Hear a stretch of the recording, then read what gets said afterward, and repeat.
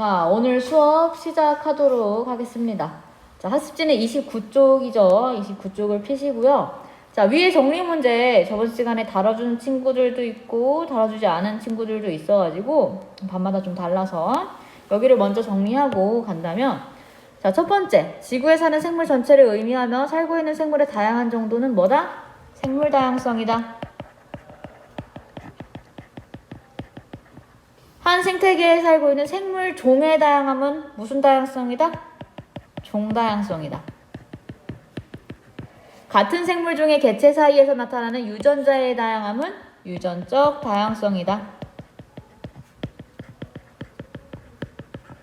한 지역에 존재하는 생태계의 다양함은 생태계의 다양성이다. 그래서 이 생물 다양성은 종다양성, 유전적 다양성, 생태계 다양성이 있고 각각에 대한 개념 배웠고요. 각각이 이 세 개의 종, 유전적, 생태계 다양성의 중요성에 대해서도 배웠습니다. 이번 시간에는요, 뭘 배우느냐? 이 생물 다양성이 왜 감소되고 있는지 감소 원인과 이 생물 다양성이 감소되지 않도록 어떻게 우리가 환경을 보존해야 하는지 보존 방안에 대해서 살펴보도록 할 거예요. 자, 같이 빈칸을 채워보면요. 생물 다양성의 감소 원인은 뭐겠어?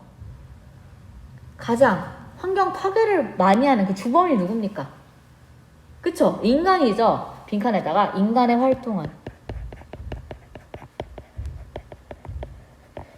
활동은 생태계를 파괴하고 생물의 개체수를 줄여 생물 다양성을 감소시키는 원인이 되죠. 생물 다양성이 감소하면 뭐가 깨진다? 생태계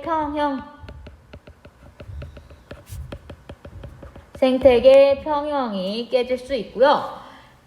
이 생물 다양성의 감소 원인을 크게 네 가지로 표에다가 정리를 해놨는데, 자, 첫 번째 원인은요, 서식지 파괴와 서식지 단편화입니다. 서식지 파괴는 뭘까? 그 서식지가 말 그대로 파괴되는 것을 뜻하겠죠. 자, 첫 번째 빈칸에 서식지 파괴. 서식지가 파괴된다라는 건 도시를 개발한다던가 초원이나 산림을 개간이라는 건요, 벼나 여러 가지 채소들을 키우기 위해서 논이나 밭으로 바꾸는 걸 뜻해요. 초원이나 산림을 논이나 밭으로 더 바꿔버린다면, 농경지로 더 바꿔버린다면 그 원래 있던 서식지가 파괴되는 거겠죠. 자, 이런 거. 그리고 습지의 매립. 야, 얘들아, 습지가 매립된다는 건 뭘 의미할까? 습지라는 건요, 물과 땅이 만나서 이 땅이 질척질척거리는 지역이 습지인데, 이 습지를 다 흙으로 채워서 메꾸는 거야. 이 메꾼다면 원래 이 습지라는 환경은 그 환경이 생물 다양성이 크도록 형성되어 있어요. 근데 이 습지를 다 땅으로 메꿔요. 그러면 이 습지, 원래 이 습지 생태계를 파괴하는 거잖아. 그래서 습지의 매립 등은 생물의 서식지를 파괴해 많은 생물의 생존을 어렵게 합니다. 자, 두 번째는 서식지 단편화. 서식지 단편화가 무슨 의미냐? 여기 위에 공간에다가 정리해보면요. 서식지가 이 정도 크기의 서식지가 있다고 해보자. 똑같은 크기의 서식지 하나를 더 그려볼게요. 자, 서식지 두 개를 이렇게 그렸어요. 자, 이 서식지가 이렇게 존재하는데, 이 서식지는요, 이 외부 환경과, 이게 주변이 외부 환경이에요. 이 외부 환경의 영향을 많이 받는 가장자리 면적이 있고요. 가장자리 면적. 이 외부의 환경을 덜 받는 내부 면적이 있어요. 내부 면적. 여기는 가장자리 면적. 자, 내부 면적에만, 이 안쪽에만 살 수 있는 동물들이 있습니다. 가장자리에도 살지만 이 안쪽에만, 내부 면적에만 살 수 있는 동물들이 있어. 그런데 만약에 이 서식지가 도로 같은 것들이 건설돼서, 도로나 뭐 이런 것들이 건설돼서 서식지가 나뉘어진다 라고 해보자. 이렇게 서식지가 나뉘는 것을 우리는 서식지 단편화라고 합니다. 이렇게 서식지가 나뉘어지면요, 여기 도로 같은 게 건설이 되는 거야.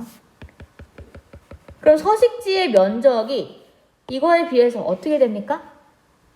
줄어들게 되죠. 줄어들게 되는데, 이렇게 줄어들 때 어떤 일이 또 일어나. 무슨 일이 일어나냐? 이 도로 때문에 여기도 외부 환경이 되는 거죠. 외부 환경. 이 도로가 있는 구역이. 그러면 내부 면적이 외부 환경에 영향을 많이 받는 가장자리 면적이 있고요. 가장자리 면적이 있고, 내부 면적은 여기 안쪽이란 말이지. 옆에도 마찬가지야. 옆에도 내부 면적이 이만큼이고, 가장자리 면적이 이렇게 늘어납니다. 가장자리 면적이 늘어나. 내부 면적은 상대적으로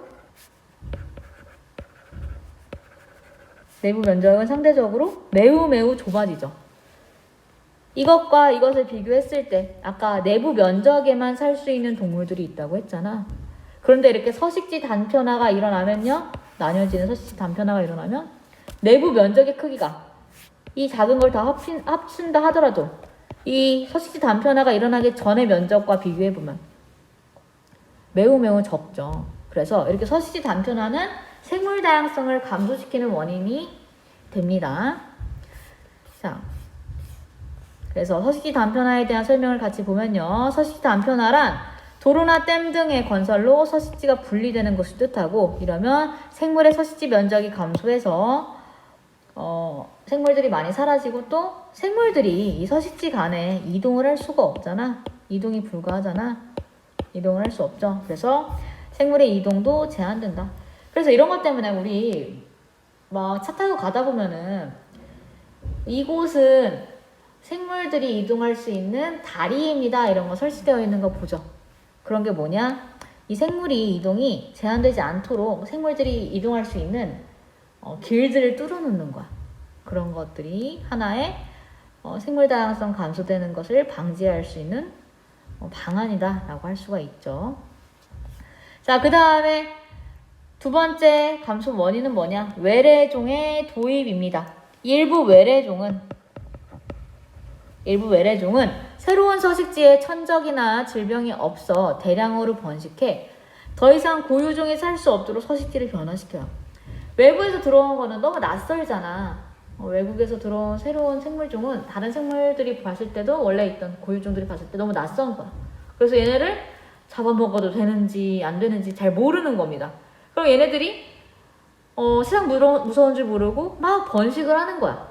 막 번식을 하다 보면은 생태계를 파괴해버리는 거죠. 원래 있던 고유종들을 다 밀어내고. 자, 그 외래종에는 우리 잘 알고 있는 황소개구리. 근데 황소개구리 들어온 지 좀 됐거든? 엄청 오래됐잖아. 그래서 황소개구리를 처음에 딱 들였을 때는 다른 동물들이 무서워가지고, 너무 개구리가 크니까 막 잡아먹지 않고 막 그랬었대요. 그래서 생태계가 무참히 파괴됐었는데, 현재는 이 황소개구리를 먹는 동물들도 있다고 합니다. 그래서 예전처럼 피해가 크진 않아요. 그렇지만 그래도 이 황소개구리가 외래종으로서 서식지를 많이 교란하고, 생태계를 많이 교란하고 있습니다. 이 외래종 종류는 뭐 가시박, 붉은 귀거북, 여기 붉은 귀거북에 대한 사진이 나와 있는데, 귀가 어때? 빨갛지? 이런 거. 막 집에서 키우다가 그냥 뭐 자연으로 돌아가라 라고 하고 막 갑천 같은 데다가 풀어주면은 생태계가 파괴된다라는 거죠. 꽃매미, 베스. 얘들아, 베스는 이제 낚시하는 사람들이 많이 잡을 수 있는 물고기인데, 이 베스를 낚시로 잡고서 다시 풀어주면 될까 안 될까? 이 베스는 생태계를 교란하는 외래종으로 지정되어 있기 때문에 베스를 낚시한 다음에 다시 하천에다가 풀어주면 안 돼요. 잡았으면 일단 뭐 어디다가 이제 버리던지 이제 죽이던지 뭐 이런 식으로 해야 됩니다. 베스를 먹을 수는 또 없으니까. 자, 그 다음에 큰이 울어 이런 것들이 외래종에 해당한다 라는 거고요. 또 하나 외래종이 있어. 이게 뭘까 얘들아? 이빨이 되게 징그럽지? 이거 쥐인데 뉴트리아라는 쥐입니다. 뉴트리아. 이 뉴트리아도 외래종으로서 농경지 같은 거 파괴하고 이래서 현재 지금 선생님 뉴스 기사를 좀 찾아봤거든? 뉴스 기사 보이지? 여기 보면요. 경남 밀양시에서 연말까지 뉴트리아 수매제를 실시한대. 뉴트리아 잡아오면은 돈 준다는 거예요. 그래서 이 지자체에서 뉴트리아 잡아오면은 한 마리당, 여기 보이죠? 한 마리당 2만 원을 지급을 한대요. 여러분 용돈 필요하면 어디 가면 돼? 여기 가는 거야. 경남 밀양 가는 거지. 가가지고 뉴트리아 잡아서 갖다 주면은 2만 원씩, 한 마리당 2만 원씩 받을 수 있어요. 그러면은 용돈벌이가 짭짤하겠죠. 근데 얘들아, 총 쏘면 안 되고요. 석궁, 활, 독극물 이런 걸로 잡으면 돈 안 준대. 그러니까 잡으려면 맨손으로 잡으세요. 아니면 이렇게 구물망 같은 거 하다가.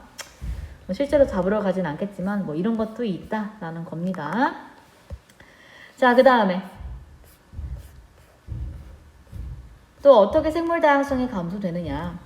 야생 생물의 불법 포획 및 남획으로 생물 다양성이 감소되는데, 불법 포획이라는 거는 불법으로 잡는 걸 말하는 거고, 남획은 뭘까? 남획은 잡는데 너무 많이 잡는 거야. 그게 남획입니다. 불법 포획과 과도한 사냥, 남획은 특정 생물이나 희귀 생물의 멸종 확률을 높이고 생태계의 먹이 관계에 영향을 미칩니다. 그 다음에 마지막 감소 원인은 환경 오염이라고 되어 있네. 우리 쓰레기 같은 거 많이 버리고 뭐 석유, 석탄 이런 거 많이 떼고 하면은 환경이 많이 안 좋아지잖아요. 자, 그 중에서 환경 오염 이제 예로는 산성비가 있어. 산성비로 인해 하천과 토양이 산성화되는 거야. 산성화되고요. 폐수에 들어있는 중금속이나 화학물질로 하천과 토양이 오염되면 생물의 생존 능력이 감소하고 화학물질에 민감한 생물이 멸종할 수 있다라는 거죠. 환경이 오염되면 잘 살 수 없는 애들, 좀 약한 애, 그런 거에 이제 저항성이 적은 애들 있잖아. 그런 애들이 멸종할 수 있다라는 겁니다. 자, 그러면 이 생물 다양성을 보존하기 위해서 어떤 노력들을 해야 하는가에 대한 정리표입니다. 자, 이 생물 다양성 보존을 위한 노력들을 사회적 수준에서도 하고 있고, 국가적 수준에서도 하고 있고, 또 국제적 수준에서도 노력을 하고 있어요. 자, 사회적 수준에서는 어떤 노력을 해야 하는가? 에너지 절약. 우리 전기 같은 거 많이 떼고, 그러면은 전기가 좀 많이 쓰고 하면은 그만큼 또 이 전기를 또 만들어야 되잖아. 그래서 환경 오염이 또 그만큼 이루어지는 겁니다. 그래서 에너지 절약해야 되고요. 자원의 재활용 같은 거 많이 해야 되고. 그래서 우리 학교 지금 분리수거 열심히 하고 있잖아요. 그리고 저탄소 제품을 사용해야 되고, 탄소가 적은 제품. 왜냐면 탄소 양이 많은 제품을 쓰다 보면은 얘네를 뭐 태우거나 했을 때 이산화탄소가 많이 발생될 수 있겠지. 그래서 저탄소 제품을 사용해야 되고, 정부의 정책에 관심을 갖고 참여해야 합니다. 자, 그 다음에 국가적 수준에서의 노력은 뭐냐?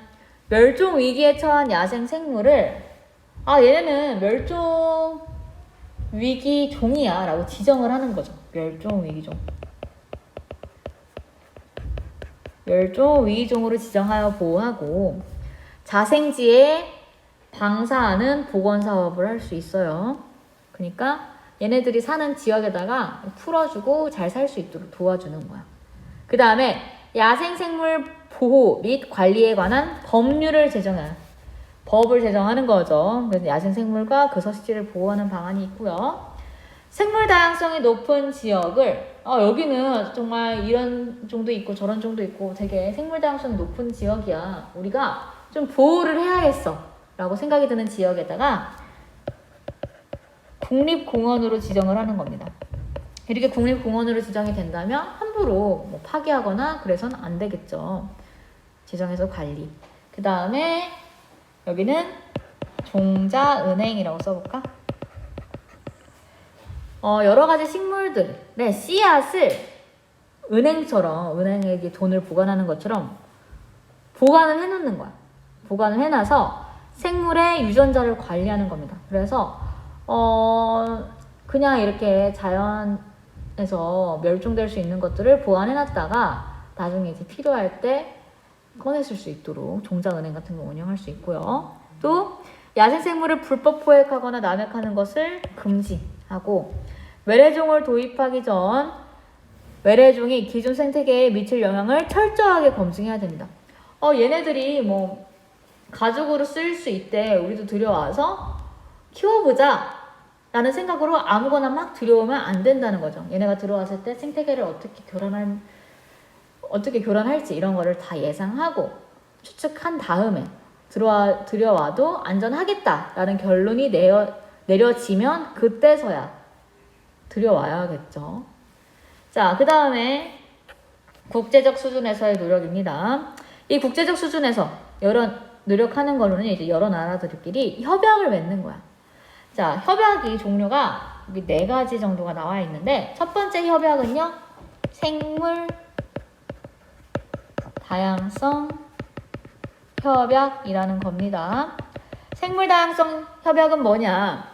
생물 다양성의 보전과 생물 자원의 지속 가능한 이용을 위해서 여러 나라들끼리 협약을 맺는 겁니다. 자, 그 다음에 두 번째 협약은 뭐냐? 생태적, 사회적, 문화적으로 가치 있는 습지를 보존하기 위해서 맺은 협약이 있어요. 그 협약의 이름은 람사르 협약이라는 겁니다. 이 람사르 협약 많이 들어봤을 텐데 최근에는 우리나라 중에서 화성이 어디 있는지 아니? 수원 화성. 수원 화성 말고 화성이라는 지역 있잖아. 지역. 자, 이 화성이라는 지역에 있는 습지가 지금 람사르 협약에 등재가 됐대요. 그래서 이 람사르 협약, 습지 보전을 위한 협약이다라는 거. 그 다음에 세 번째 협약은 뭐냐? 멸종 위기에 처한 야생 동식물의 국제 거래에 관한 협약이 있어요. 남획 및 국제적인 거래로 위협을 받는 멸종 위기 야생 동식물을 보호하기 위한 협약이 있고요. 마지막 이동성 야생 동물의 보전에 관한 협약. 여러 나라를 이동하거나 여러 나라에 걸쳐 서식하는 야생 동물을 보호하자라는 취지로 협약을 맺는 것이 있습니다. 자, 여기까지가 오늘 배울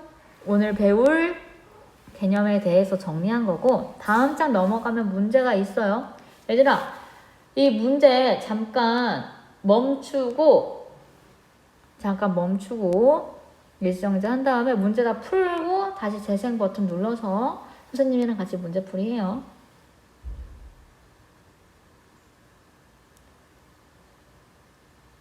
자, 얘들아, 문제를 다 풀었으면 선생님이랑 같이 문제풀이를 해보도록 하겠습니다.